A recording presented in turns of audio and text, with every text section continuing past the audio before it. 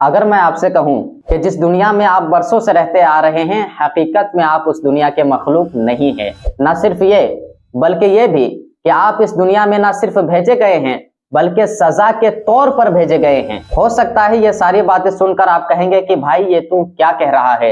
ایسا ہی دعویٰ کیا ہے امریکہ کے ایک مشہور سائنٹسٹ ڈاکٹر ایلس سلور نے۔ انہوں نے اپنی کتاب ہیومنز آر ناٹ فرام ارتھ میں لکھا ہے کہ انسان اس دنیا کی مخلوق نہیں ہے، اور اس بات کو ثابت کرنے کے لیے انہوں نے ایک نہیں بلکہ 52 دلیلیں پیش کی۔ ان کے دلیلوں میں سے ایک دلیل یہ ہے کہ اگر ہم کو کھانا کھانے کی ضرورت پڑتی ہے تو ہم پہلے زمین کو پھاڑتے ہیں، اس میں گیہوں کا ایک دانہ ڈالتے ہیں، پھر اس میں پانی دیتے ہیں، وہ ایک گیہوں کا دانہ زمین سے فائٹ کرتا ہے، اگر جیت جاتا ہے تو ایک پودا بنتا ہے۔ ہم اس کو آندھی طوفان سے بچاتے ہیں، پھر اس ایک دانے سے نہ جانے کئی دانے بنتے ہیں، پھر ان سبھی دانوں کو سکھاتے ہیں، کوٹتے ہیں، پیستے ہیں، پھر ہم اس آٹے کو گوندتے ہیں، گولا بناتے ہیں، پھر بیلتے ہیں اور توے پر چڑھاتے ہیں، تب جا کر کے ایک روٹی بنتی ہے جسے کھا کر ہم اپنا پیٹ بھرتے ہیں۔ کچھ اسی طرح کی پروسیس سبزی کی بھی ہے، لیکن جانوروں کو اتنا کچھ کرنا نہیں پڑتا، وہ سیدھا ہریالی میں منہ ڈالتے ہیں اور اپنا پیٹ بھر لیتے ہیں۔ پتہ یہ چلا کہ جانور یہیں کا ہے لیکن انسان یہاں کا نہیں ہے، کیونکہ انسان کو اپنا پیٹ بھرنے کے لیے اتنی محنت کرنے کی ضرورت پڑتی ہے لیکن جانوروں کو کچھ کرنا نہیں پڑتا۔ اور دوسری دلیل وہ کیا پیش کرتے ہیں میں آپ کو آسانی سے سمجھاتا ہوں۔ اگر آپ کو مئی جون کی گرمی میں 5 گھنٹے دھوپ میں رکھا جائے تو آپ کے بدن پر پھنسی نکل آئیں گے۔ ٹھنڈی کے موسم میں آپ کے پورے کپڑے اتار کر آپ کو 5 گھنٹے باہر رکھا جائے تو آپ کی طبیعت خراب ہو جائے گی۔ اس کا مطلب انسان وہاں سے آیا ہے جہاں کا موسم انسان کی باڈی کے لیے پرفیکٹ ہوتا ہے، وہاں انسان کو کوئی پرابلم نہیں ہوتی۔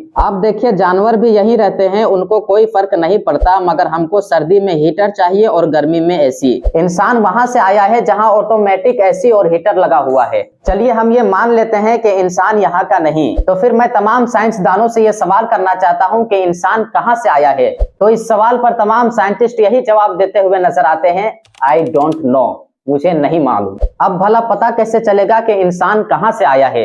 تو آپ کو گھبرانے کی ضرورت نہیں، کیونکہ ہمارے پاس ایک ایسی کتاب ہے جس میں ہر سوال کا جواب موجود ہے، اور اس کتاب کا نام ہے قرآن۔ ذلك الكتاب لا ريب فيه۔ اللہ تبارک و تعالی قرآن کریم میں ارشاد فرماتا ہے، وَقُلْنَا يَا آدَمُ اسْكُنْ أَنْتَ وَزَوْجُكَ الْجَنَّةَ وَكُلَا مِنْهَا رَغَدًا حَيْثُ شِئْتُمَا وَلَا تَقْرَبَا هَذِهِ الشَّجَرَةَ فَتَكُونَا مِنَ الظَّالِمِينَ فَأَزَلَّهُمَا الشَّيْطَانُ عَنْهَا فَأَخْرَجَهُمَا مِمَّا كَانَا فِيهِ وَقُلْنَا اهْبِطُوا بَعْضُكُمْ لِبَعْضٍ عَدُوٌّ وَلَكُمْ فِي الْأَرْضِ مُسْتَقَرٌّ وَمَتَاعٌ إِلَىٰ حِينٍ۔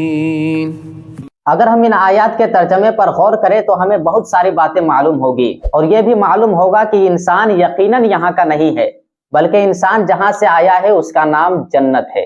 دوستو بے شک جنت ہی ایک ایسی جگہ ہے جہاں انسان کو کوئی غم نہیں، نہ ہی وہاں انسان کو پیٹ بھرنے کے لیے کوئی محنت کرنے کی ضرورت پڑتی ہے، اور نہ ہی جنت میں انسان کو کسی بھی طرح کی کوئی پرابلم ہوتی ہے۔ اللہ تبارک و تعالی نے جنت میں ایسی ایسی نعمتیں پیدا فرمائی ہے کہ ہم اس کے بارے میں سوچ بھی نہیں سکتے۔ دوستو یہ ساری باتیں تو سائنس ہمیں اب بتا رہی ہے، لیکن ہمارا قرآن تو ہمیں یہ ساری باتیں 1400 سال پہلے بتا چکا ہے۔ دوستو سائنس چاہے جتنی بھی ترقی کر لے، جہاں چاہے پہنچ جائے، آخر کار وہ یہ بات ماننے پر مجبور ہو جاتا ہے کہ اللہ تبارک و تعالی نے 1400 سال پہلے جو قرآن میں فرما دیا وہی حقیقت ہے۔ سبسکرائب